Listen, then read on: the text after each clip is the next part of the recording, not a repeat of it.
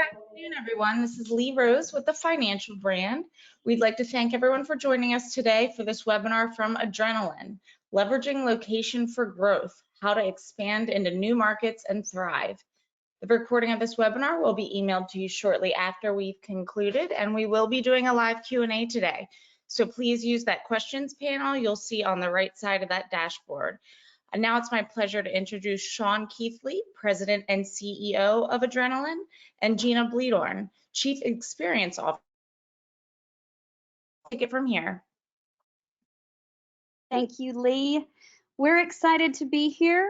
We love the Financial Brand. We miss in-person events, but this will have to do for now. And we are especially excited to be talking about this topic today because it is what our clients are asking us for help with more than anything else, which is why we wanted to focus a webinar just on this. So we're going to be covering strategies for expansion into new markets and reasons why you expand, where, how, when, etc., answering all of those questions. And we're going to start with just a level setting. You need to grow. You're probably listening to this webinar today because of that.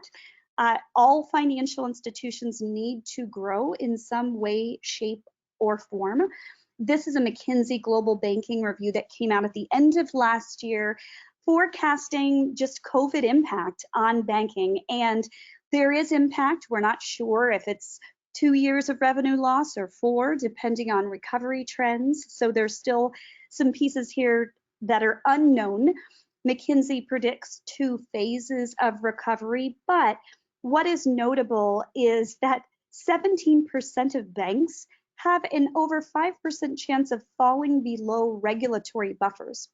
And there's a lot of other kind of critical thresholds that are going to need to be met just to stay solvent, much less to grow. And ultimately, we could be looking at trillions in aggregate lost revenue in the next 4 years, again, largely because of the pandemic. Now, that said, it is not all bad news. There were some growth trends last year that are actually favorable. One of the most favorable being the biggest mega banks losing customers. So these stats were throughout the year 2020 from January until December. You'll see the negative change, negative 6.5 growth in mega banks as contrasted to about 2.5% growth in both community and regionals, and then a slight loss in credit unions, although 2021 has already seen an uptick in that for credit unions. So the good news is that as customers are fleeing away from mega banks, that presents an opportunity for regional and community institutions. Now, the not as great news is that fintechs got a big gain last year. It's not shocking. With COVID, they had an advantage in some ways and also a disadvantage in others. But the fintechs grew even more than the mega banks lost. They grew by 7%. And a notable stat here on the right is that in January of 2020, 4% of millennials and Gen Z said that their primary checking account was from a challenger bank, neobank, fintech, what have you, and that number had increased to 15% by December. That is still relatively low penetration, and that's just in a younger segment of the market that are certainly the widest adopters of challenger and neobanks. But you can see Jamie Dimon's colorful quote there about how scared we should all be of fintechs. They are a threat, and what it's going to mean most notably for you is leveraging what you have even more optimally and more powerfully to capitalize on really in-person relationships and in-person market presence. This is good news. We'll finally get to just good news in that acquisition in general opportunity is at an all-time high. As a comparison to this 1 in 10 stat of US consumers considering switching right now, in 2021. Between 2018 and 2019, which was the last sort of normalized year, there were 4% of consumers that did switch banks. Now we're predicting upwards of 10. 2021 has already shown movement towards or exceeding those numbers. So COVID was a great catalyst of reevaluation. And so many consumers are not only moving, and we'll show you those stats soon, but they're just reconsidering financial wellness in general. There is a heightened just awareness of financial wellness and seeking value. So consumers are really wanting fewer fees, better rates, and they're moving. So all of that presents really high acquisition opportunity, and 25% of businesses, which is a bit staggering of a number, are considering switching their banking relationships in 2021. So now is the time to capitalize on this movement.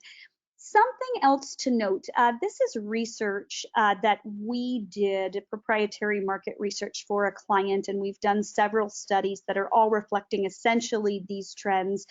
In that the majority of people want their financial institution to be at least statewide in size. And there is something about being statewide that for most is big enough. But being smaller than statewide is too small. It doesn't literally mean you have to be statewide, but the point here is that perceptions of scale really matter, because people want to feel like you are physically wherever they might need to be, whether it's an ATM or a branch, and big enough to meet their needs, which could be just being perceived to have good technology because you're big enough to have good technology. So this is perception, but perception is reality in many cases. So you see here these stats: 9 of 10 people, literally 89%, prefer a national or statewide bank to smaller than that. Now, to grow, how do you grow? Well, you must be where the people are. And Sean, talk to us about how to be where the people are and why. Sure, and given the important things Gina said about the preference for presence, your branch network is incredibly important. The role of the branch is certainly changing. What's going on in the branch is changing, but the importance of the branch is not. And we look to one of our nation's leading banks to think about some best practice examples. If you think about what Chase is doing, Chase is expanding with a lot of momentum, and that started well before COVID and has continued through COVID. The pre-COVID numbers tell an interesting story. Despite transactions plummeting almost 50%, they are still seeing a deposit growth by branch up 62%. So we still say the branch network is incredibly important. The transactions may be going down, but the deposits are growing. So it's really more about quality visits and the role of the branch than it is counting the transactions as a measure of success. As we think about what they've done over the 3-year period, they've doubled down on their branch network investment. So they announced a $20 billion investment, 400 branches. You can see in the color coding how they've started to take that national footprint and fill in. And what you're seeing is that it's absolutely working. In all of these new markets, 18, 19, and 20, the deposits are on average tripling. And at the bottom, you're seeing many of the pictures where branches opened during COVID. And it wasn't, in the early stages, but the momentum and bringing branches to the community did not stop, despite the challenges that the pandemic brought us. Near our headquarters in Atlanta, for an example, during COVID, they closed a branch with really horrible parking and terrible signage in the middle of Buckhead in a little strip center, and opened a brand new gorgeous location right in the restaurant district on Peachtree. And I've talked to the branch manager, and she says their business is booming. And it's not just their physical business, it's actually their digital business. And that is a reflection of a higher profile site with a bigger sign and more eyeballs. So that really underscores the importance of the branch network. Another thing to think about is the role of digital.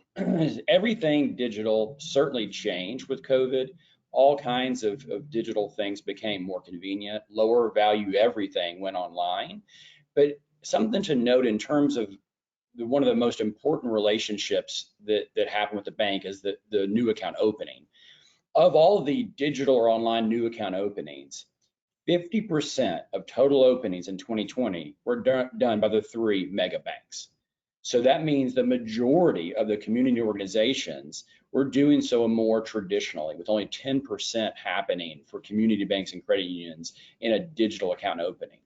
That will certainly adjust over time, but the important note now is the role of the branch has never been more important, especially for consideration of a new relationship.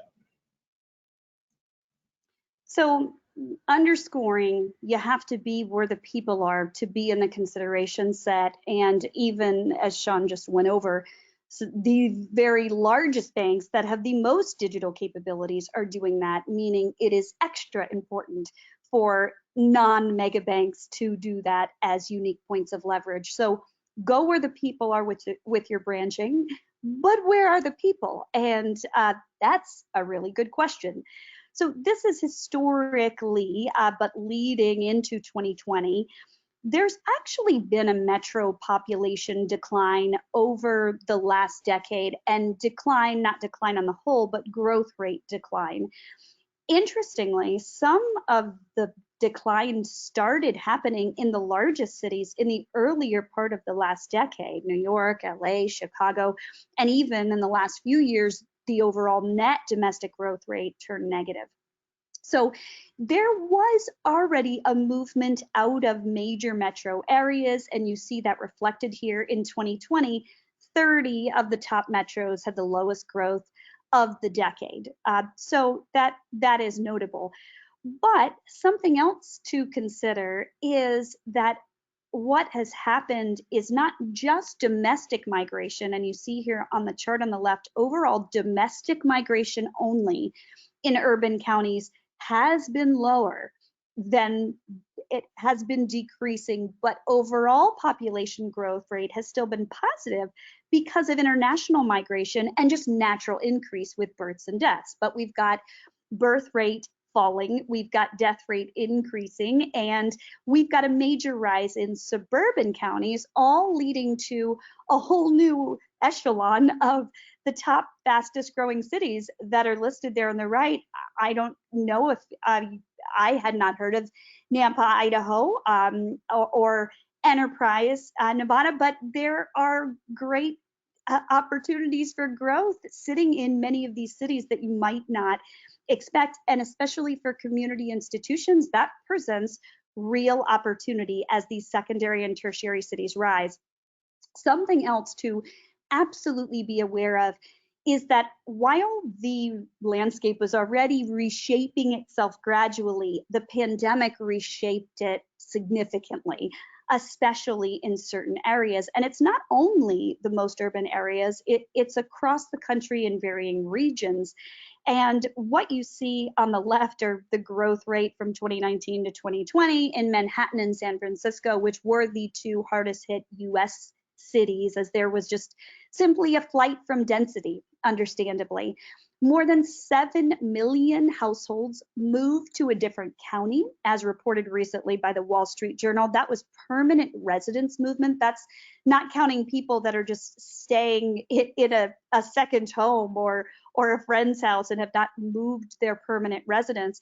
And what you see here in this change chart on the bottom right, you see change since 2018, so 2018 to 19, and then 19 to 20. So there wasn't much change from 18 to 19, but a ton of change from 19 to 20. And what you see highlighted here is people that are moving to in white, small town or rural, in gray, medium or small metro, or large metro core from a large metro core. And so this is just simply echoing that the most movement happened outside of large metro cores, and most of those actually went to small towns and rural areas. So there has been a reshaping. We're not sure how many of those trends are temporary or not. There's certainly going to be some type of normalizing, but understanding where people actually are and where they're going is harder than it's ever been. And we're going to cover ways to figure out how to make decisions in this shifting environment. Now, thus getting into this point, you need to expand intelligently. So as you are thinking about going into new markets, it could be that the markets you were thinking of going into aren't as good as you thought. It could be that the markets you're in are better than you thought, or vice versa, or anything and everything in between. Forrester recently published a paper, The Future of Banking is Built on Trust. It's a great piece. This particular quote is highlighting banks have more knowledge than really most other types of business, data knowledge. We'll call it data, maybe not knowledge, of their customers, but are failing in many ways to capitalize on that data. And there's a lot of reasons for that we won't go into, but there's a lot of strategies for doing so. And they talk about the next decade being all about being insights driven. If you are not having notable data driven insights to shape your decision, there is a very good chance you are not going to make the best decisions, and it could be business critical. Now, so most would agree smart utilization of data is key. Many are feeling and experiencing on a day-to-day basis that the amount of data available is exceeding the ability to turn it into action. So according to McKinsey, a study last year, 7 of 10 have not effectively matched their analytics efforts with their business goals. And a recent digital banking report says that 75% consider themselves not adept at using data and analytics to determine a next best action. Now that's across everything. What we're going to focus on today is how to use data to determine a next best action regarding expansion into new markets, how to expand and thrive. So when we are talking about the data to do so, let's think about the data you need, because you have so much data. You don't need all of the data. You don't need to know what magazines people read or what their favorite bike shop is, but there are certain things you do need to know, and they fall in these categories. The first is general market data. There are great sources of these. ESRI is a best in class one, but there are others. But understanding market data is very, very important. These are general trends about the market, population growth, density, demographic segments, all of that. But the new thing or newer thing on the right here is mobility data. And what market data is aggregating is not necessarily completely up to date, because people are moving on a real-time basis, and it's also not highly localized. It's largely based on census block group. And again, this data in totality can tell us a lot directionally, especially where to go and how to evaluate overall markets. But as we get to within markets, it becomes harder and harder, especially now, to really know where people are and what they're doing. And that's where mobility data comes in.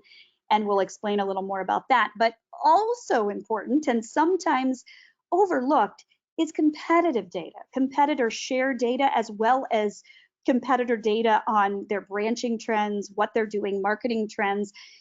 Banking is an industry where not as much today as 5 years ago or 10 years ago, but most people have a single financial institution that they consider their primary. Many are having secondary accounts and multiple accounts now, but still, competitive share really, really matters. So as you're thinking about expanding into a new area, competitive density, and even the type of competitors, if you're a community bank, you have a slightly different value proposition than a credit union, and a slightly different value proposition than a regional bank or a national bank. You might want to look to areas of opportunity where other community banks aren't, as well as looking for competitors that may or may not be targeting who you are targeting. If you're looking for wealth, go to areas where there seem to be the least other institutions there that can serve wealth. And the last is maybe the scariest data of all, your data. Now, your data, certainly all financial institutions are in some phase of making sense of their own data. Some are just starting data warehousing, others are much further along in more advanced analytics capabilities. But when it comes to where to expand, understanding existing customer data, existing trends, existing product adoption rates and segments, That's really important in predicting how you can get new market share based on those same insights. So all of those data types are the ones that you need, and really the only ones you need, although it is still a lot of data. And highlighting this one type of data I mentioned called mobility data because it is the newest and also the most valuable in our opinion, because when thinking about expansion specifically, it's really all about where are people going? Where are they going permanently? Where are they living? But also where are they going day to day? The work new normal just shifted everything, just shifted entire workplace centers. Some of them are now unused, and there's just again a completely different normal around where people are going and where they are dwelling. So mobility data is taking mobile phone anonymized data, there's no PII, and aggregating it into more macro trends to help you make decisions. And that is because every device has a device ID, it has a timestamp, it has a latitude and longitude to about an accuracy of 10 feet. And that information can tell you who a person is, largely because we can append where the device sleeps to other area information about them, but also we can extract and anonymize and draw insights from varying other apps that are on their phone, when they go there, where they go there, how frequently, and what is happening, where are they in context. Not only are they in a branch lobby, a branch vestibule, or a branch drive-up, but are they near a Target, or are they adjacent to another competitor, or are they walking from the park, or are they going to home or work? So all of those become really valuable pieces of information. What you see on this particular graph here is a geofenced site that happens to be in a very metro area with a ton of pass-by traffic, vehicular traffic most notably, and where those people live. So what we're able to figure out is the overall population draw. We're able to figure out the demographics of people literally passing by a potential site. And that, of course, allows us to have all types of insights about how to market out that site and how to invest in it. And from the data, from the insights that the data give us, all come action. And without action, the data is worthless. So action most notably includes these things that we're going to talk about today. It is the location, about where to go. It is the format type. It is what the design looks like and how much you are spending and in what order. So what you see here is a multi-format market expansion strategy deployed for one of our clients, Guarantee Bank in Mississippi, but now going into Tennessee, and we'll talk about that. But these are three typical formats. We've got a freestanding hub location that is a more ideal embodiment of experience and was planted in their area of most opportunity.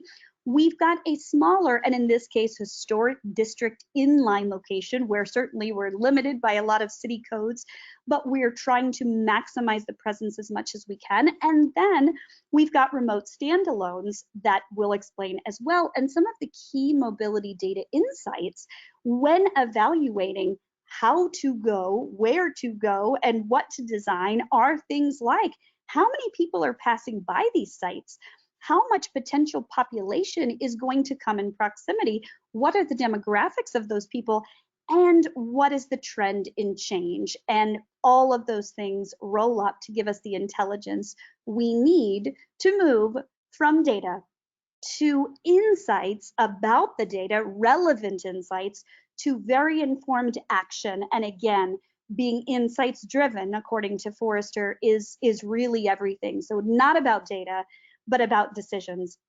So thus getting to how to expand into new markets and thrive, 3 easy steps. Easy as 1, 2, 3. It's actually not easy, but we're boiling it down into number 1, where to go.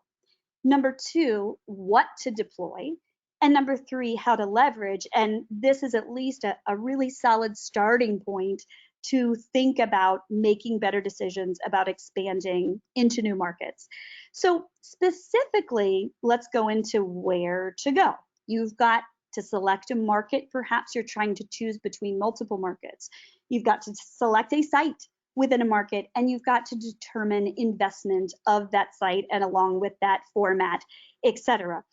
So first of all, as mentioned, market data and competitor data, these are two of the data of the four data types we talked about, are really great to provide directional insights and projected growth patterns, general demographics.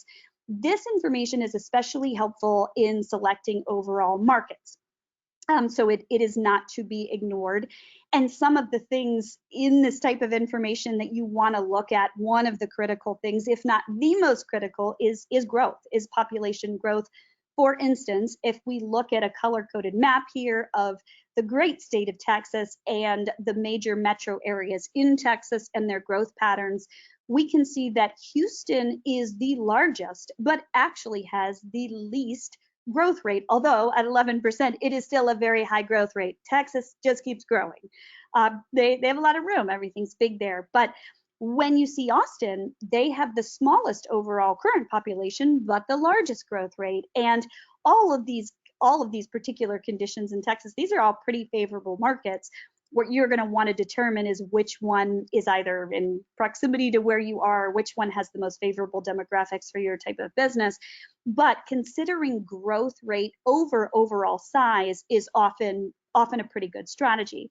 Now, as we get into site selection, this is where mobility comes into play. This is, for example, showing in Austin a potential location and where consumers who pass by that potential branch location live. So let's say you're trying to decide between this location and another, or you've already got the location and you're trying to figure out who are these people in proximity. Well, we can tell that with mobility data just by geofencing that location and figuring out who passes by and how frequent. And so what you see here is that the actual site is in general under indexing a little bit on overall average income in the MSA, but over indexing on wealth, for instance. So it is over indexing on education. These are the type of things we look at, and you can help figure out, just make better decisions. This is another example of making better decisions by combining data insights. Here we're looking at the beautiful area of the country that is Albuquerque, and we're looking here at population and competitive density in the big chart, and we're seeing where are areas of population concentration where competitors aren't, that also have favorable incomes and favorable population growth rates. And so here we now have great opportunities to look for potential real estate or open potential new branches. Now, as we get to the site level, we can do a lot with geofencing, and this is especially important for any type of high profile or hub sites that really have either a lot of visibility or a lot of potential people going by, or if you are trying to choose, again, between sites. So what we're looking at here is a custom geofence. You can do geofences as just radiuses or kind of polygon custom. We're looking at a high profile site for a client, and we're looking at just population. Each dot represents a type of population, whether it's vehicular traffic or pass-by traffic, or even within buildings. And what you see with this geofence is that pre-COVID, this site had 13 million annual impressions. Now, because of 2020 and 2021, we have some kind of skewed numbers. It was down by 51% in 2020, and year to date down by 26%, so not quite as bad. But those are, of course, trends to note, but also it's helpful to look at more normalized year trends. And then look at areas of projection. Where's the projection going to be the most? What direction is traffic going in? Literally vehicular and pedestrian traffic. And then what are those audiences? So here we see by color coding, the blue is pedestrian, the gray is vehicular, and there's a lot more vehicular in general. The darker blue are actually in nearby buildings, and then the green, which is hard to see, are people in sight. So if you have a shopping center or something that already has people coming into it, you can evaluate that too. And all of that just helps you make better decisions about investment, about justification, and about marketing segmentation. Now, here's an example of just how some of the data breaks out with different visitation trends and demographics that help you decide with more clarity and confidence than ever before. Here, we're looking at yet another site. It is over-indexing. All of our sites we chose here are great. They're over-indexing on stuff. It's over-indexing on youth, on affluence, and on education compared to the immediate geography. So that comparison to the immediate geography is really important. And again, you can compare one site to another, or you can compare to just the overall market demographics. Here, we're comparing it to the Houston MSA, as well as to a 1 mile, a 3 mile, and a 5 mile radius in and around this location, as opposed to just specific to the site. So just all kinds of great data. And then we start to layer in quantifiable opportunity for investment. So this is projecting fair share. Your fair share is not just what you should get based on how many branches you have, but rather based on all of the aforementioned data, what quantifiable deposits and product demand is really there. And that helps actually have hard figures if there's 41 million or 20 million in area 1 versus 2 versus 3, so you can rank areas, make better real estate decision with opportunity scoring based on customized factors that you can weight based on your goals. And then as we think about specific per site budgets, this is showing an example of a potential location and the available fair share in it. We can make some predictions on what fair share we could obtain. In this case, there's 46 million. There's a lot of fair share in these markets we're looking at. Even if we attain, in this case, if this institution obtained 5% of that, for a target margin, a gross margin of 3.5, just assuming that's what they have, but a target ROI of 10%, that actually calculates into spending about $500,000 on a renovation of, in this case, an existing site. And so understanding available opportunity in the market and the payback model and the ROI helps you create per site budgets. And Gina, we've never had that much data to inform decisions, and whether it's teaching you brand new things or even just validating your hunch. And a lot of times we do just that. You've got an idea, but actions happen with a lot more confidence with this kind of information. Then you start to evaluate opportunity with all of that in your decision making. So a couple of options. We think about renovations or relocations. I use the Chase example of a relocation within a couple of miles.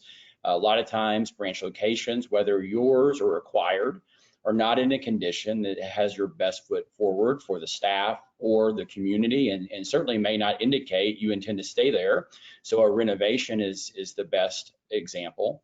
Another example of a renovation is if it's in a great spot, but the opportunity is limited. You know, the renovation is the right answer. Expansion can happen in market, and we show an example here where it's an adjacent market, or ultimately building in a net new market. And so there's advantages to that as well. Thinking about building into a new market, you have to think about the overall branch network and your overall plans, but certainly all these types of decisions are much easier with all of the information that is now available that Gina's been talking about. We also just talked about the spend thresholds. And this is really the new trick to the branch everywhereness. We are saying that branches are important and you need your fair share and you need presence in your community to be successful. We are not saying you need a lot of mega branches to dot a city to be effective.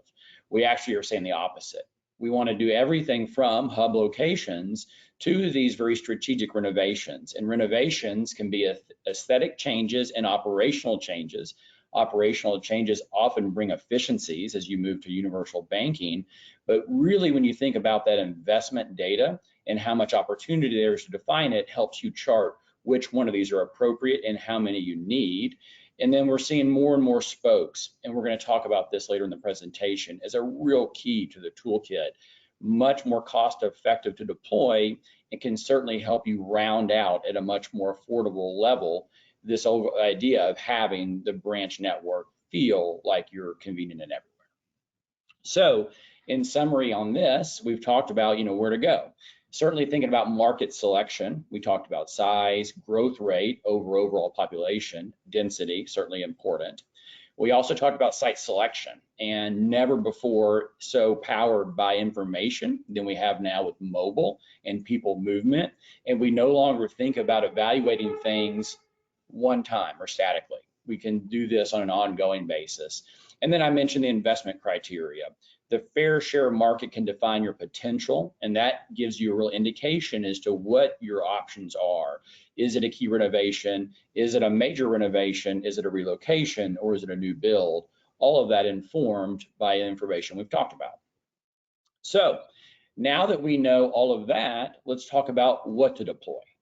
And I was alluding to this a little bit. Formats are key. We want them to work in concert with each other, and they're not one size fits all. We're certainly taking design into consideration. We'll talk about the latest and best practice of the design trends. And certainly you cannot talk about a branch network today without talking about technology. And although you have to make your considerations very careful, using the right technology can help you create efficiency and convenience without hurting the experience, which is critical for the in-branch rationale. So we've got an example here. Think about using all the information we've talked about, and this is a typical recommendation we would have that we're seeing be successful. So in this case, we're entering a new market in a hub and spoke format. So we have multiple formats. We're trying to maximize presence. We want to feel like we're large enough to serve, that we're convenient, but we want to do it with a minimized spend. And that is the balance we're looking for. In this example, this client of ours started actually with an inline location, filled in with a flagship freestanding. The flagship freestanding has a drive up that's actually behind the building and remote using ITMs. And once they've made that decision, now the remote ITMs can actually dot out and help make a holistic strategy. And so honestly, you're having maximized premises and coverage while minimizing your overall both CapEx expenses and even your operating expenses, as inline and remotes don't have as many people costs. So as we think about this, maybe at a broader view and maybe over a multi-year view, one of the things we allude to a lot and we want to spend a little time underscoring is the network effect. And the network effect is not a new idea. Retail has used it for years and years and years, and we certainly see it being effective as a tool today. And quite simply said, when you hit 6% of your branch share, the probability of market share exceeding that more than doubles. So it is critical to get to that magical number of 6. Said more simply, if there's 100 branches in a market, you need at least 6 to get the best opportunity to get your fair share. And as we've said, though, it doesn't mean you have to have 6 full service hub branches. In the diagram on the left, we're actually showing it's exactly like the Credit Union of Texas example. We're achieving those points of presence with different levels of investment and format. And so in this example, we've got 4 of the 6 that we need in the market, but only 1 real freestanding hub location. And so as you think about that now over time, both in multi-year investments and also the people movement and the migration of people we've been talking about. We're not futurists. We can't tell you exactly what's going to happen with people moving. We certainly understand the trends the pandemic has accelerated, but over a 3-year period, you can see that over time, all of the key markets informed by data, mobile intelligence allow you to achieve your network effect in the communities you're serving. But in these examples, we only have 2 major flagships. We have supporting locations that are more inline or micro, and then we're able to dot those ITM spokes around to connect. And thus you're really achieving maximum presence with the minimal spend and staff possible. And so in thinking about that from a design perspective, we hear a lot about the branch of the future. Adrenaline doesn't love the term, the future is never here. We think about it more as your North Star. And the North Star is your best embodiment of an experience. And it's really something that you're never achieving. You're constantly evaluating. So we really urge people that have not done this to spend the time to think about coming up with the ideal experience that now informs all the things we've been talking about, which is both expansion and transformation of existing, whether it's relocation or renovation. And it absolutely applies as well with your network growing through acquisition. As we think about best practice in design, one of the simplest things to tell you is that when you think about hubs, they need to be flagship statements. You are making a statement that you're there, you're part of the community, and you intend to serve that community. That is going to drive consideration. From the outside, first of all, it is a billboard. There's one of the biggest values of the branch network today is the billboard. So if you've got the cost and the people cost and the CapEx cost of a branch and you're not billboarding, you're making a huge mistake. As we think about the purpose, it can change, but these flagships tend to have more full service offerings and sometimes more community focus. The top right example is actually Miranda Lambert's hometown in Tyler, Texas. There happens to be a community college there, and there's a real lack of social space in the area. So this credit union actually has location that the community can use.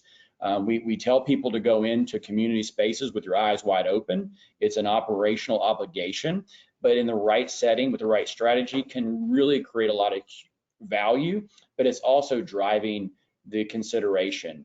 Education is another major thing we're seeing, where you're teaching people about credit scores, student debt, how to build credit, and most of those things will reemerge as things become safe again. And I think humans are going to crave that in-person education. And as Gina talked about, the role of the bank is changing to one of being that of trust and not just feeing people.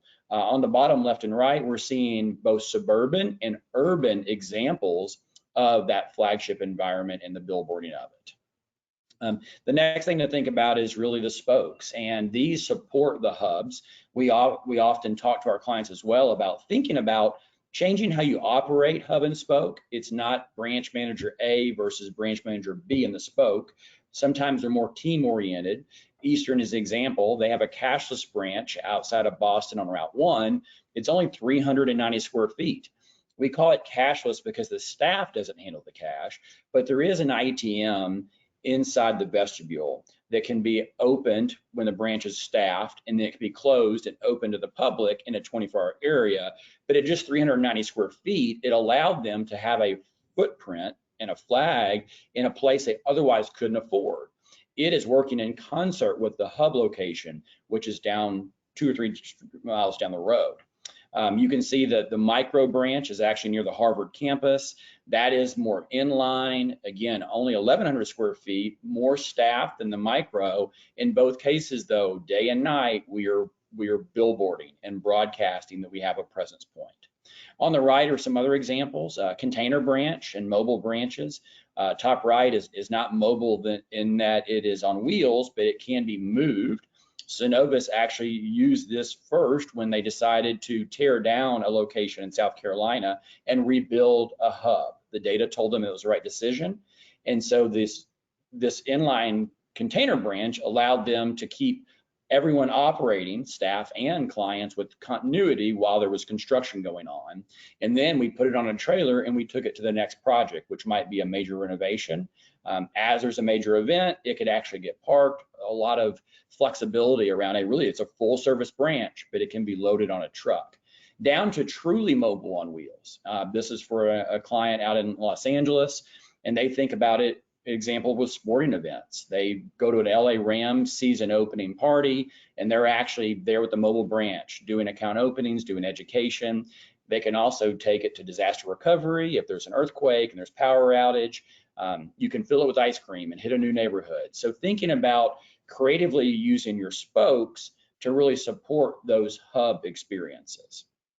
And really in all these examples, we continue to talk about amplifying the branding. In this example, we're thinking about it around the self-service technology. Self-service is on the rise. I think, as a universe, we're trying to think about the things we want to do as quickly and easily as possible, and the things we want to do more experientially or with more advice. And so self-service can certainly take care of some of those low value transactions, whether they're ATMs that are walk up, ITMs, drive ups, but even in those kind of spoke or self-service examples, we're using it as an opportunity to brand and to brand day and night and to really billboard, because we're looking for those examples of the network effect, and we want those inexpensive credits with the bigger signs in smaller branches. We can certainly think about the spoke not being connected, and this is one of the things we did more of in the last probably 9 months than anything we've done, is help clients design, pick sites, and deploy these true spokes. True spokes can be ATM only.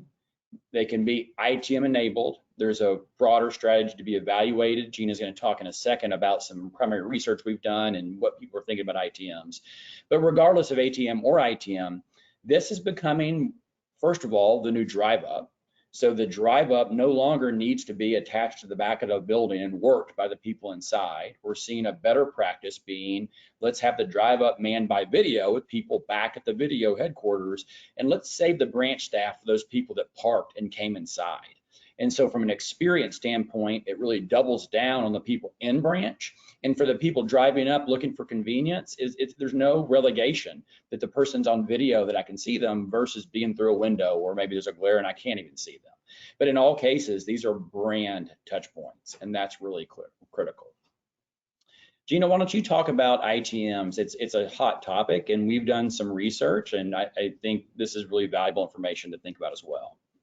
Yes, so hot of a topic that we couldn't find any research on it, so we decided to commission our own, and it's not actually even done. The full report is going to be ready next month in July, but because of its just the industry needing to know so much and not a lot being out there, we have some preliminary findings as part of this presentation to talk about.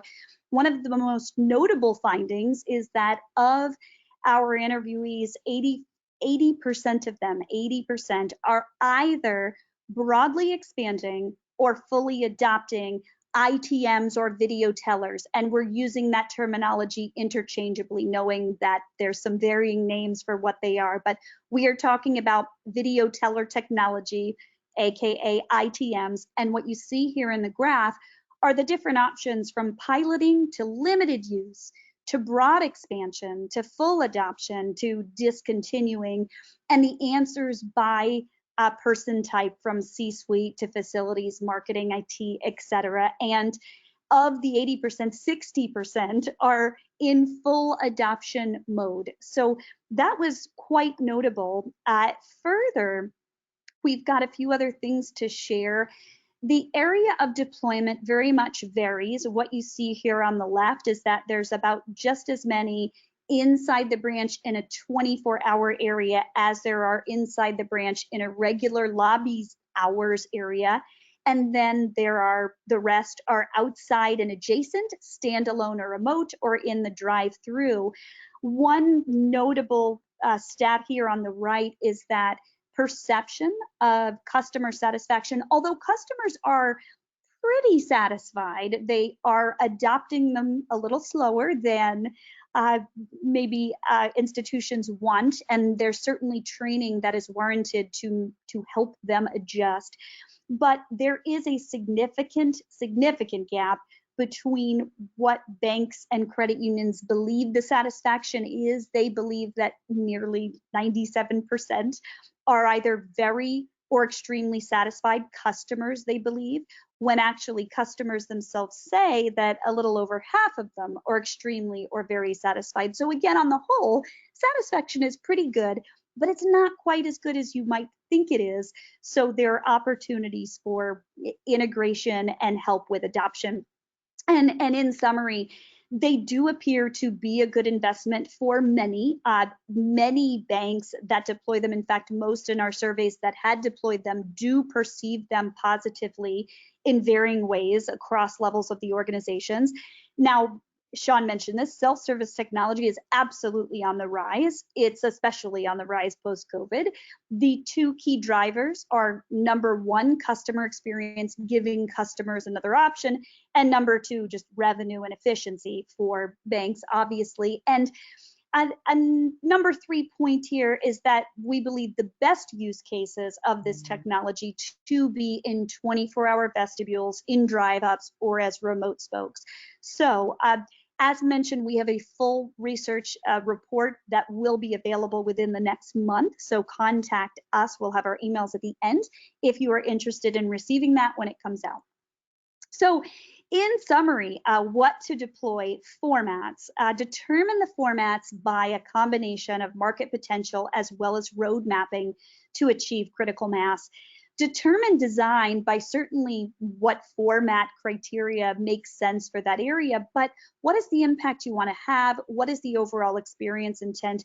And how do you leverage it? We can't say enough about exterior branding and the importance of exterior branding with as much impact as possible in a way that's ideally unique to your brand and differentiating. And then technology, really thinking through a deployment strategy for technology. And that's some things we covered and many things we didn't when it comes to especially the use of self-service technology to cash technology, recycling technology, and how to make decisions between TCRs and ITMs and ATMs and everything in between. So that's step 2. And that brings us to step 3. So you have determined where to go. You've determined what to put there. Now, how do you leverage it for growth? So you likely know you can't just go there. You have to do stuff. And what we're going to talk about is, number 1, an approach to entry and some things to think about. Number 2, how to begin more effectively and more intelligently leveraging marketing channels with the right message in the right channel, as well as how to continue to decide on ongoing investment. Let me talk about the first one, Gina. Let's talk about the branch expansion. We talked about Guarantee earlier. We talked about their format development, and certainly that was part of the overall strategy. But when they came to us looking for growth opportunities, the analysis of the trade area, of the mobile data, everything Gina talked about, really pointed them north. And so they decided there was an opportunity to enter a bigger market. They had been in more rural Mississippi, although really close to the big city of Memphis. And so an acquisition of a community bank with 4 locations really planted them in the bottom kind of corner of Memphis with a new set of locations. They also designed and built through Adrenaline a new prototype, and this was their North Star. And it really served to connect their existing network and the newly acquired network. Something that noted, we opened this flagship in April of 20, this North Star. So the strategy and the development and even the construction started before we'd ever even heard of the pandemic. But we were able to get back to work and complete it and open it in April of last year. And it was wildly successful. It was picked on the perfect corner. There's a stoplight. The main stoplight in South Haven is right on the corner of the branch. We have maximized branding day and night on the corner. And they had banners that said now and still open, which meant, not only is it open, but even once it was safe within COVID, masks and distancing, it was open. They actually had a lot of success because, as Gina mentioned earlier, in picking the site, a lot of their competitors were not there. The other banks that were there were large banks, big networks, and often with people as managers that didn't live in South Haven. They commuted in. Those branches didn't open until November of December of 20. And by that point, these guys had stolen a lot of their business by not only having presence, but as presence that was open. And I would tell you that thinking about expansion in these 2 different ways brings, different challenges. And that's why the data and the intelligence is critical. Bringing on one single North Star is easier in some ways than 4 acquired because of the cultural differences of an acquired bank. But the 4 acquired banks get them 4 touch points, which is much more important towards a network effect in Memphis. And so for this institution, it is a combination in their example, and they are actually doing all the things we've mentioned: spokes, mini, inline, North Star, and then acquiring others and using the North Star design to influence those locations. So Gina, talk about the marketing as well, because you've already mentioned that. That's a critical, component and a way to supercharge a new location. Yeah, you see some of it here with the Memphis entry and that billboard, and here's a little more about it. When you enter a market, you've got to make a splash, as big of a splash as you can make. But make it with an empathetic approach, with genuinely local relevance. Don't call the city the cool thing to call the city. Call the city things that mean something to the city. And more than that, don't just talk to the city, talk about a promise you're bringing to the city that matters. And for Guarantee, as we reposition their brand, Good Business Moves was their brand positioning, and you see that reflected here. And this was originally brought to life in Mississippi with the repositioned brand, but as we helped them expand into Memphis, we expanded it into Memphis. Have you heard? Good Business Moves here. Good Business moves to Memphis. It moves Kings, Souls, and Memphis. How's business? A few good business moves you'll appreciate. So obviously we're showing things all across social, digital, physical, advertising, traditional channels here. All of these need to be in place, but remember, genuinely local and a promise that matters and a big of a splash as you can. Now, as we think about marketing channels, this will make your head hurt a little bit in that there, and it probably already does when I say the word channels, there are so many channels. So what you need to think about is the customer journey, and likely you're already thinking about that in some capacity. A simplified form of the customer journey is what you see here. They discover that when they're looking for a potential new institution, they compare their options, then you hopefully acquire them, they start to use your services, and then hopefully become an advocate for you. Now, the thing that makes your head hurt is that there's all types of channels in which they may be going through at varying stages of these journeys, and it's really a roller coaster. It's entirely controlled by them. It can't be controlled by you. So you have to be in every channel and ready to deliver the right message at the right time. So that involves message planning by channel and message presence by channel, but also serving up the next best action. And something to consider between the customer journey and the channel preferences is that acquiring customers and cross-selling to them is actually a similar activity, in that they're still customers, they're potential or new ones, they're going through the same journey. So even when they're looking for a new product or service, remember, they're gonna go back through the same type of whatever, loan searching, whatever. And as an incumbent, you then have an opportunity to grow that account even more. But as you also know, during conversion, onboarding is your most successful opportunity to cross-sell. So acquire them by combining the journey with channel preferences, and then cross-sell to grow hopefully as much initially as you can. And this is the important piece that is the only option you have now. It's automation. Automation using machine learning, using AI, using customer data platforms. There's a lot of ways to do it. And one of the important things is to find a solution that right sizes what can be mammoth and heavy investments of technology into just the technology approach that you need for the things that you need it to do. But it's got to have a level of automation to serve up that next best message at the right time in the right way. Now, mobility data, which we've talked about throughout, is the secret sauce, in our opinion, of how to do that well.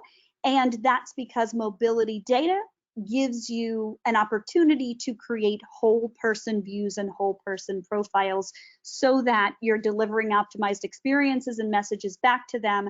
So through this magic of kind of knowing, not their name, but a lot of other things about who is in and around your branches like this, we can tell what products and services they might need. And people are, in some cases, astoundingly willing to give their data freely if you are giving real value in return, and return on permissions, return on data, return on intent. There's a lot of new terms for that. If you're giving them value, they want you to have your data, their data. And so with mobile, we know in this case where someone lives, their profile, their visitation history and trends, and ultimately that's going to help us market smarter at the branch level on a one-to-one or one-to-many basis, but more importantly, on a one-to-one basis, digitally retarget directly to those people. And finally, beyond marketing, with mobility data, we're able to track ongoing trends of profiles and demographics, overall traffic duration, from site to site, from potential new site to existing site, from competitor site to your site, whatever combination you might want, and have that inform everything you do. In this case, we've geofenced 2 different branches for a client, one in Dallas and one in Plano, same client, over January of 2019 to January of 2021. And some clear trends emerged. For the most part, the Dallas has higher age, higher wealth, higher income, and higher visit frequency than the Plano branch, except for COVID, where some wonky things happened. And so all of that rolls up to how to leverage from an entry approach that is utilizing smart strategies to make a meaningful difference, with opportunity based on where you're going, but also relevancy to the local culture, to customer journey planning to meet marketing channels, and then mobility data to inform ongoing investment. And just like we said, it's as easy as 1, 2, 3, where to go, what to deploy, and how to leverage is how you expand into new markets and thrive in today's post-COVID world. And so with that, we are open for questions if we have enough time. Thank you, Gina, so much. We actually do have quite a few questions, but due to the time here and respect for everyone's time, we'll just squeak in one if that's okay. And the first one we had here is, for institutions that don't have Chase's resources, what do you think the single most important factor is in leveraging branches to grow? Well, I'll take it quickly. It is, where are people going? And so maybe that's not a surprise, because I think we've said that a few times this last hour, but it's about household growth trends. It is about tracking emerging areas of opportunity and profiling them for what they mean for you. And yes, there are things you can and should learn from Chase about the importance of branches, about the branching strategy, and all the things we talked about. But more than anything, it's about where people are going. And that's simply because movement to a new area is the #1 consideration factor for changing financial institutions. Thank you, Gina. And Sean, did you have any closing words for everyone? Just thank you for the time, and we'd be happy to address questions if we get them in chat and get them back to everyone. We appreciate everyone giving us the platform today, and hopefully this was adding value to everyone listening. Yes, absolutely. So thank you, Sean and Gina, and Adrenaline, of course, for today's webinar. Just a reminder to everyone that we will be sending an email here shortly with an on-demand link if you'd like to rewatch that or share it with your team. Thanks to everyone who joined us. Have a great day. Thank you.